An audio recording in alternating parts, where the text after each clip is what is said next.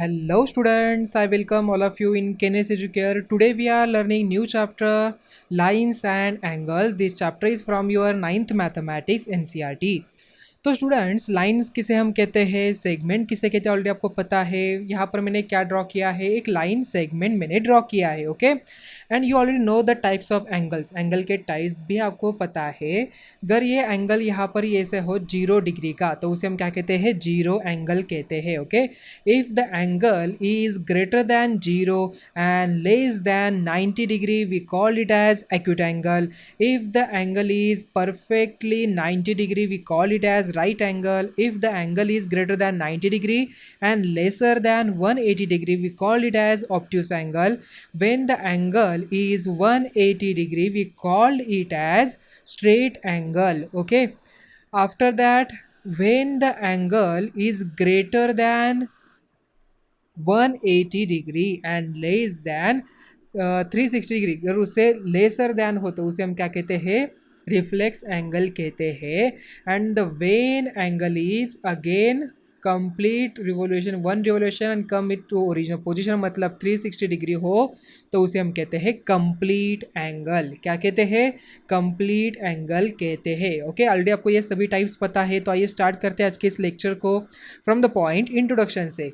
In chapter number 5, you have studied that minimum of 2 points are required to draw two line. Correct. You have also studied some axioms, and with the help of these axioms, you prove some other statements.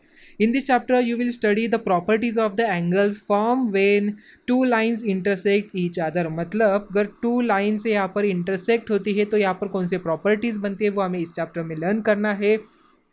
And also the property of the angles formed when the line intersect two और more parallel lines. मतलब यहाँ पर two lines है parallel और इसे एक line intersect करती है तो यहाँ पर 1 2 3 4 5 6 7 एंड 8 टोटल 8 एंगल्स बनते हैं. तो यहाँ पर उनकी प्रॉपर्टी क्या है, कौन कौन से एंगल की पेयर्स बनती है वो सभी हमें लर्न करना है. Further, you will use this property to prove some statements using deductive reasoning. You have already verified these statements through some activities in earlier classes. Correct.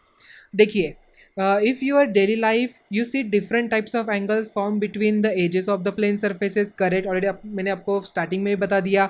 So for making a similar kind of model using the plane surfaces, you need to have a thorough knowledge of angles. For instance, suppose you want to make a model of a hut to keep in the school exhibition using bamboo sticks. Imagine how you will make it. You will keep some of sticks parallel to each other and some sticks will be kept slanted. So whenever an architect has to draw a plan for a multi-storied building, she has to draw intersecting lines and parallel lines at different angles. Okay, so without the knowledge of the properties of these lines and angles, do you think she can draw the layout of the building? क्या पता बना सकते हैं वो building का layout without knowing the property of line, without knowing the property of the angles, what are the types of angles क्या होते हैं, उसका जीरो नॉलेज है वो यहाँ पर प्लान बना सकती है? बिल्कुल नहीं. ठीक है. So in science, you study the properties of light by drawing the ray diagrams. For example, to study the refraction property of light when it enters from one medium to another medium. मतलब एक medium है जैसे कि हमने मान के चला और यहाँ से लाइट इनसाइड आती है और वो क्या होती है, रिफ्लेक्ट होती है. For example, to study the refraction property of light when it enters from one medium to the another medium, you see the some properties intersecting lines and parallel lines. When two or more forces acting on body, you draw the diagram in which forces are represented by directed line segments. Correct. To study the net effect of the forces on the body. जैसे कि एक body है उसे हमें पुल करना है या तो पुश करना है. ओके, तो यहाँ पर एक बॉडी है उसे हम पुश करते हैं तो फोर्स मैंने इस डायरेक्शन में लगाया है. ठीक है, तो यहाँ पर उसका फोर्स है उसे शो करने के लिए, देन उसका रिजल्टेंट फोर्स कैसे उसकी डायरेक्शन शो करने के लिए हम क्या करते हैं, लाइंस का इस्तेमाल करते हैं. और यहाँ पर हमें प्रॉपर्टीज़ पता होनी चाहिए पैरेलल लाइंस एंड इंटरसेक्टिंग जो लाइंस है उनकी. To find the height of a tower or to find the distance of a ship from the lighthouse. Okay, एक लाइट हाउस है उससे एक बोट है उसका डिस्टेंस फाइंड आउट करने के लिए, या तो टावर है उसकी हाइट फाइंड आउट करने। अभी देखिए आप थोड़ी ना, एक टावर है, बिगर वाला टावर है, फॉर एग्जांपल इतने हाइट का है, क्या आप यहाँ पर मेजरमेंट का टेप लेके आप उसके काउंट करते बैठोगे? नहीं ना, it's not a possible thing. So that's why to find the height of tower, to find the distance of the ship from the lighthouse, one needs to know the angle formed between the horizontal and the line of sight. Okay, इसे कैसे count किया जाता है, height कैसे count करें, अभी tree है, big tree है, उसकी हाइट कैसे पता करनी चाहिए, ये सभी बातें आपको लाइन एंड एंगल के प्रॉपर्टी से ही पता चलती है. वो सब आप बातें लर्न करने वाले हो in the point of trigonometry. Okay, trigonometry का जो चैप्टर है वहाँ पर आप इसे लर्न करने वाले, बट उसके पहले आपको ट्रायंगल के प्रॉपर्टीज़, लाइन के प्रॉपर्टीज़, एंगल के प्रॉपर्टीज़ सब पता होने चाहिए. So plenty of other examples can be given where lines and angles are used. In the subsequent chapters of geometry, you will be using these properties of lines and angles to deduce more and more useful properties. Let us first revise the terms and definition related to lines and angles learned in earlier classes.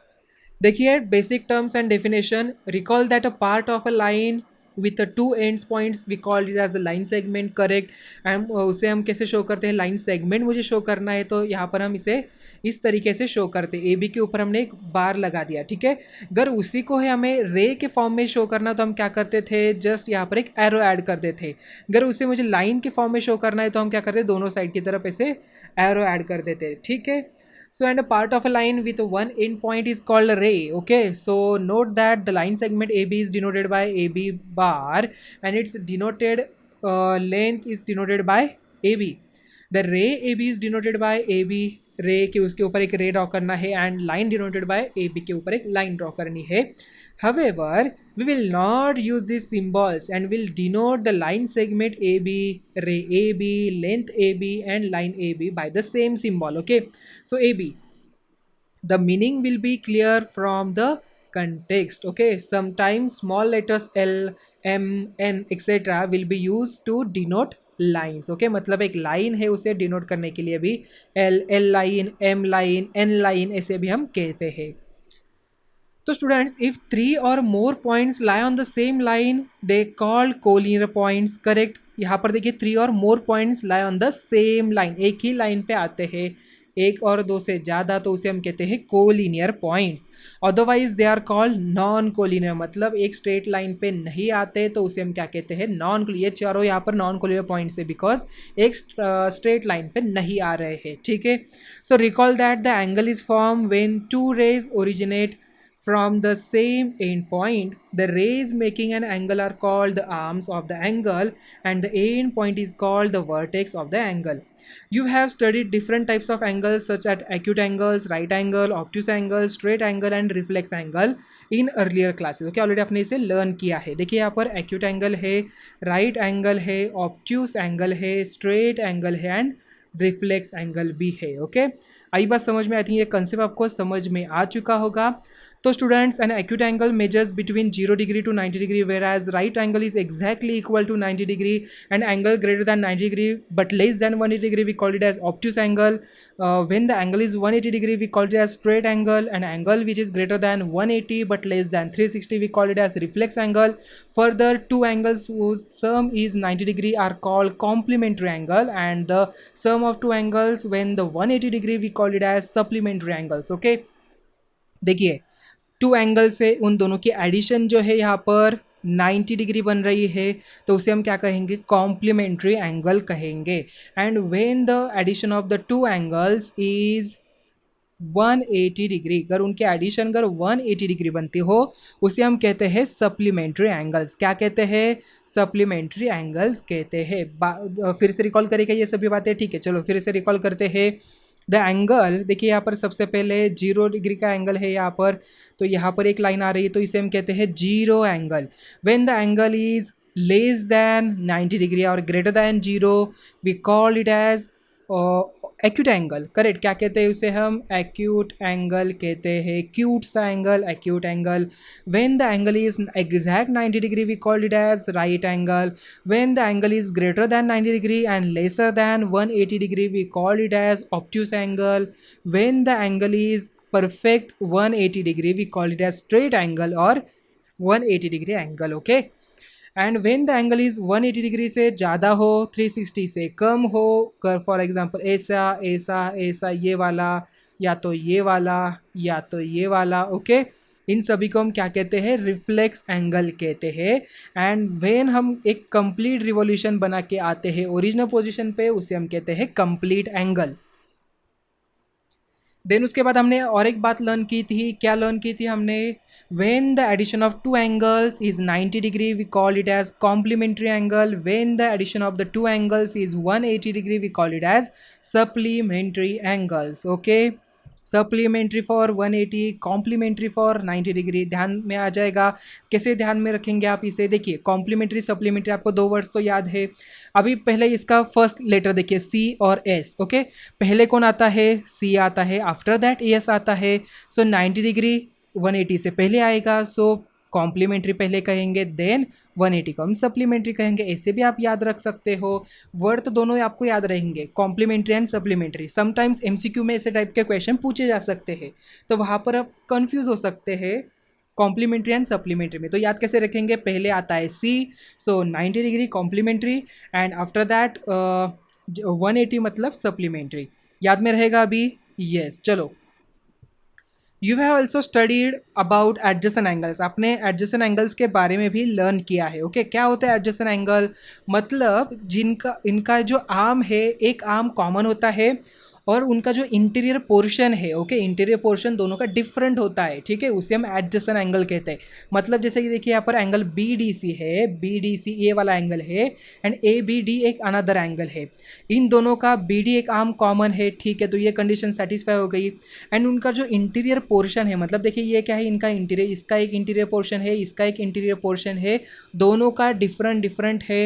और ऐसे भी कह सकते हैं कि यहाँ पर जो कॉमन साइड है उसके अपोजिट साइड पे उन दोनों के आर्म्स होने चाहिए, तब उसे हम कहते हैं adjacent angle. Okay, two angles are adjacent if they have common vertex. अगर उनका एक कॉमन वर्टेक्स हो, कॉमन आर्म हो, एक कॉमन आर्म हो, and their non common arms are on different sides of the common arm. मतलब ये जो कॉमन आर्म है उसके डिफरेंट साइड में, मतलब इस साइड पे एक होना चाहिए तो अनदर वन इस साइड पे होना चाहिए. अगर दोनों भी एक ही साइड पे है, मतलब फॉर एग्जांपल अगर ये बी सी यहाँ पर आए, ठीक है, ये है बी सी, तो मुझे बताओ क्या ये ए बी डी ये पूरा एंगल एंड ये वाला एंगल, ठीक है, ये दोनों एडजेसेंट हो जाएंगे क्या.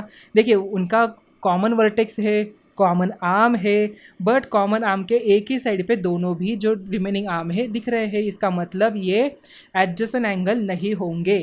इन 6.2 मतलब इस डायग्राम में angle A B D and D B C are adjacent angles. Ray B D is their common arm and point B is their common vertex. Ray B A and ray B C are non common arms. Moreover, when two angles are adjacent, then their sum is always equal to the angle formed by the two non-common arms. So we can write, हम उसे लिख सकते हैं angle A B C is equal to angle A B D plus angle D B C. Okay, note that देखिए A B सी जो total angle है ये वाला, ये दोनों में से एडिशन से बना है. ओके, अगर इन दोनों की एडिशन अगर 90 आती हो उसे हम कहेंगे कॉम्प्लीमेंट्री, अगर एडिशन 180 होती हो तो उसे हम कहेंगे supplementary. Note that angle A B C and angle A B D are not adjacent angles. Okay, देखिए यहाँ पर why, because their non-common arms BD and BC lie on the same side of the common arm BA.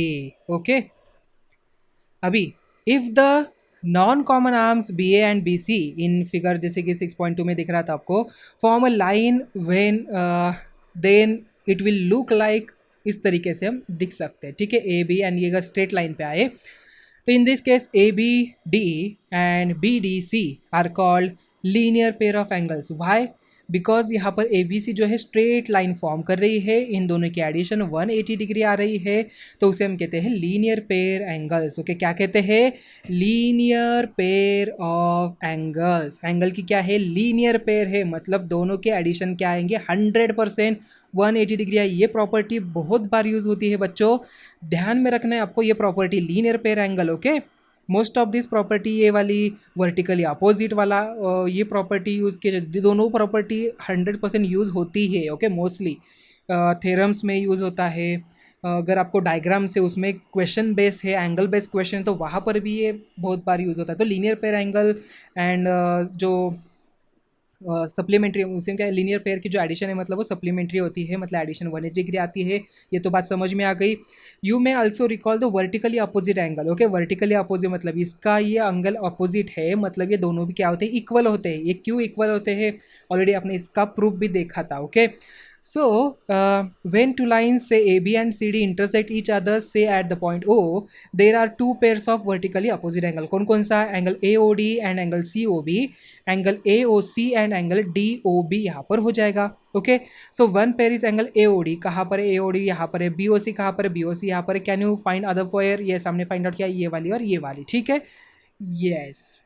Intersecting lines and non-intersecting lines। Okay, so draw two different lines PQ and RS on a paper। You will see that you can draw them in two different ways as shown। Okay, पहला तो हम intersecting की तरफ लिख सकते हैं and another one non-intersecting, जिसे हम parallel line कहते हैं। Okay, ये लाइन आप कितना भी दोनों को extend करते जाओ, ये कभी भी intersect नहीं होंगी, उसे हम कहते हैं parallel line। Okay, intersecting line किसे कहते हैं, जब two lines are intersecting one point. And ये बात हमने ऑलरेडी लर्न किया था कि जो इक्लिप्स का था, two lines intersect only only only at unique point. Okay, मतलब एक ही पॉइंट पे इंटरसेक्ट होती है, एक से ज़्यादा पॉइंट में टू लाइंस इंटरसेक्ट नहीं होती। ठीक है, ये बात समझ में आ गई। ओके, एंड स्टूडेंट्स यहाँ पर देखिए एक लाइन है और इसके ऊपर मैंने एक पॉइंट ले लिया है। तो हमने एक बात लर्न की थी कि आर एस को एक ये जो पॉइंट है इससे इन्फाइनाइट नंबर ऑफ लाइन पास होती है, बट इस नंबर ऑफ लाइन में से एक लाइन ऐसी होगी जो आर एस को पैरेलल होगी, एक ही होगी। ओके, एक यूनिक लाइन होगी कि जो आर एस को पैरेलल होगी। ओके, ये बात भी हमने अंडरस्टैंड की। Recall the notion of the line that is extends indefinitely in the both sides lines PQ and RS in the figure 6.5। हमने देखा the intersecting lines and the figure 6.5 parallel lines। Note that the length of the common perpendicular at the different points are these parallel lines is same। These equal lengths is called distance between two parallel lines। Okay, इसे हम क्या कहते हैं, distance. ये जो equal distance है ना, ये लेंथ, उसे हम कहते हैं distance between two parallel lines. मतलब इन दोनों पैरेलल लाइन में अगर हमने यहाँ पर देखिए आर एस से एक परपेंडिकुलर ड्रॉ किया, तो एक परपेंडिकुलर ड्रॉ करने के बाद यहाँ पर 90 डिग्री आ जाएगा, यहाँ पर भी 90 डिग्री आ जाएगा। यहाँ पर इसे ए पॉइंट दिया नाम, इसे बी पॉइंट नाम दिया, तो ए बी का जो लेंथ आएगा वो क्या हो जाएगा, P Q and R S के जो दो लाइन है इनके बीच वाला डिस्टेंस यहाँ पर आ जाएगा। ओके, एंड यहाँ पर हमें क्या मिल रहा है, ये जो एंगल है ये वाला और ये वाला दोनों भी 90-90, मतलब ये क्या है, दोनों भी सप्लीमेंट्री है। Okay, pairs of angles. In section 6.2, you have learned the definitions of some of the pairs of the angles such as complementary angles, supplementary angles, adjacent angle, linear pair angles, etc., etc., etc. So can you think of some relations between these angles? Okay, उनके बीच का कुछ relation है क्या? Yes. कौन सा relation है? Now let us find out the relation between the angles formed when their ray stands on a line। Draw the figure जैसे कि आपको सामने दिख रही है। Name the line AB, आप नेम कर दीजिए, एंड ओ सी यहाँ पर एक रे को नाम दीजिए। What are the angles form at the point O, they are angle A O C, angle B O C, A O C, angle B O C and angle A O B यहाँ पर हो जाएगा। तो students angle A O C plus angle C O B is equal to क्या होता है, angle A O B आ जाएगा।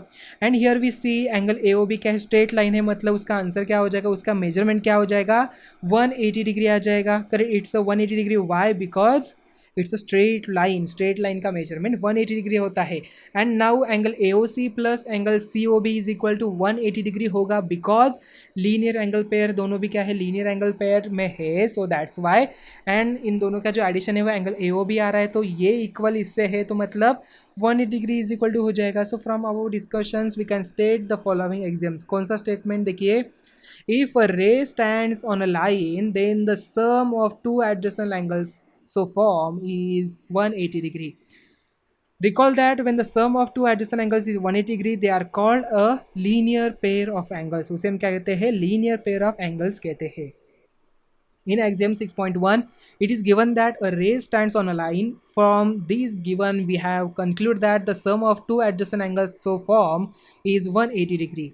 So can you write axiom 6.1 the other way? That is, take a conclusion of axiom 6.1 as given and the given as the conclusion. Okay, so it's become, if a sum of two adjacent angles is 180 degree, अगर दोनों angle के addition अगर 180 degree हो, then a ray stands on a line that is the common arms from a line. Now you see that the axiom 60.6.1 and statement A are in the sense of reverse of each others. We call each of converse of the other. ठीक है, उसे हम क्या कहते हैं? Converse कहते हैं. We don't know whether the statement A is true or not. Let us check. Draw adjacent angles of a different measures as shown. जैसे आपको दिख रहे हैं आपके सामने. Keep the ruler along one of the one common arms in each case. Does the other non-common arm lies along the ruler? देखिए, दिख रहा है आपको ये वाला, ये वाला, ये वाला और ये वाला. ठीक है. So you will find that only 6.17 का ये जो थर्ड है यहाँ पर ही लाई हो रहा है, ये भी correct. So both the non common arms lie along the ruler, that is point AOB lie on the same line and ray OC stands on it. Also see that angle AOC plus angle COB is equal to 125 plus 55, 180 degree आ रहा है. So from this you may conclude that the statement A is true. So you can state in the form of axioms as follow. If the sum of two adjacent angles is 180 degree, then the non-common arms of the angles form a line. Okay, then non-common arms वो क्या करते हैं? Angles form a line, मतलब वो जो line से दोनों भी एक लाइन फॉर्म करते हैं. So for obvious reason, the two axioms about together is called a linear pair axiom. Let us now examine the case when two lines intersect each other. Recall from earlier classes that when two lines intersect, the vertically opposite angles are equal.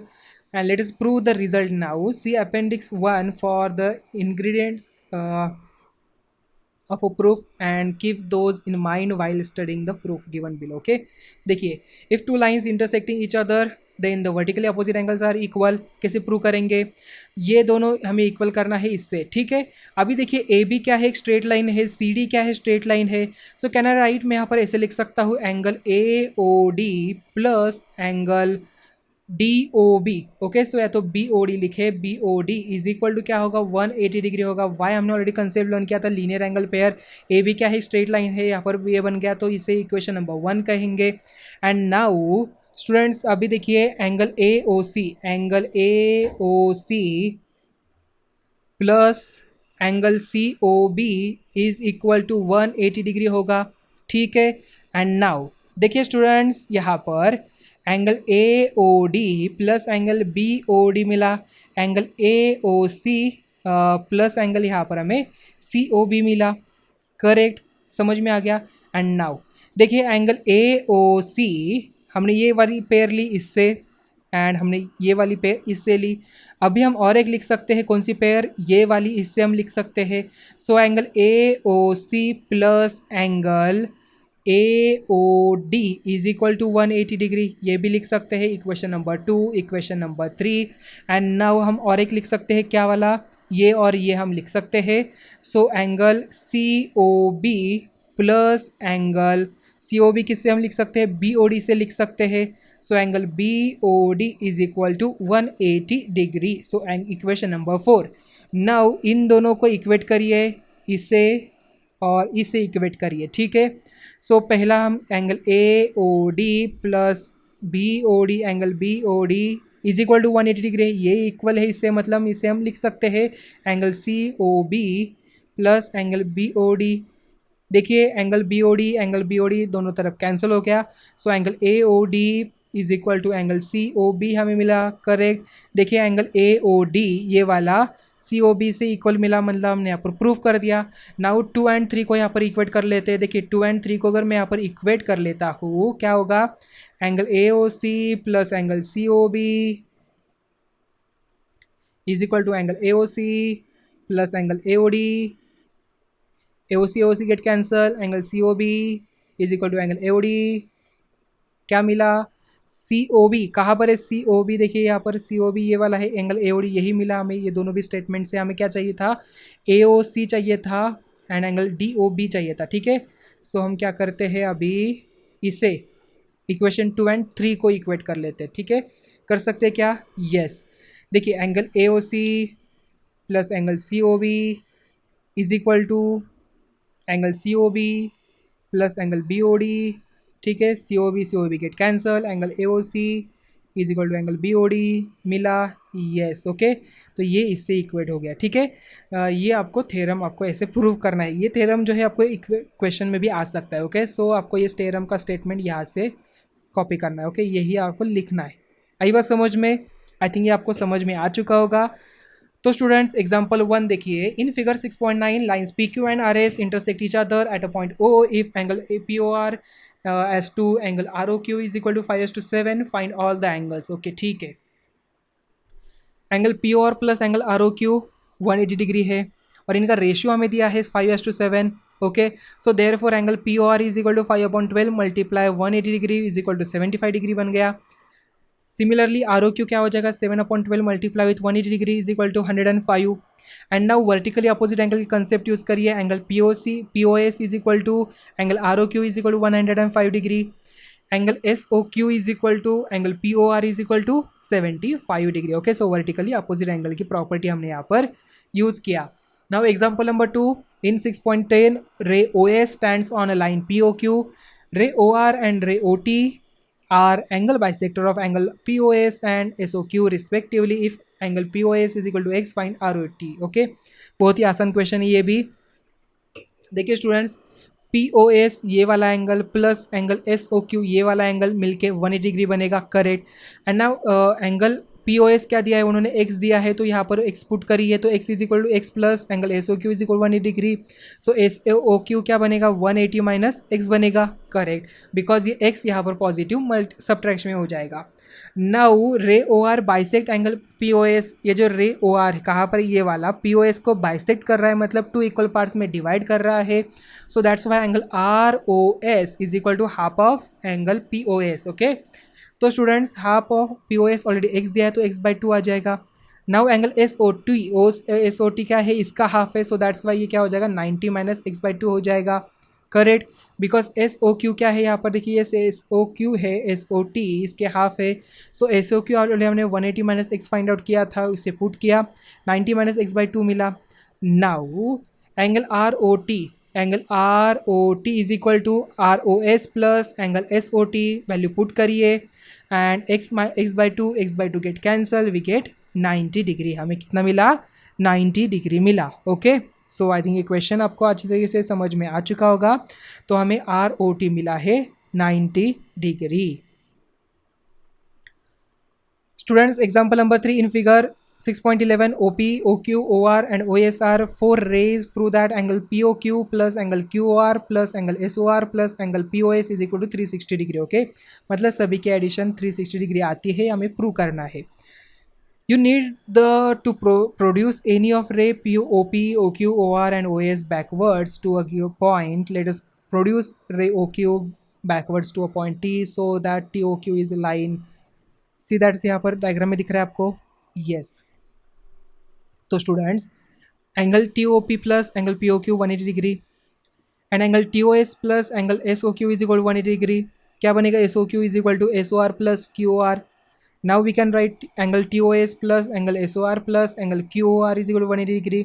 Now TOP plus POQ plus TOS plus SOR plus QOR is equal to 360 degree. But angle TOP plus TOS, देखिए TOP ये वाला and TOS मतलब क्या बन रहा है? POS बन रहा है, so we can write as POS। तो यहाँ पर POS टाइप करिए, राइट डाउन करिए and we get the answer. कितना आसान क्वेश्चन था ना ये भी, करेक्ट। तो स्टूडेंट्स यहाँ पर ही हमारा लेक्चर नंबर 1 हम यहाँ पर ही एंड करते हैं। आज हमने देखा properties of lines when intersecting 2 lines, vertically opposite बनता है, लीनियर एंगल पेयर की कंसेप्ट हमने लर्न किया, सप्लीमेंट्री कॉम्प्लीमेंट्री उसे हमने रिवाइज किया, टाइप्स ऑफ एंगल को हमने रिवाइज किया। आई थिंक आज का लेक्चर आपको अच्छी तरीके से समझ में आ चुका होगा। तो अभी हम मिलते हैं नेक्स्ट वीडियो में। Thank you.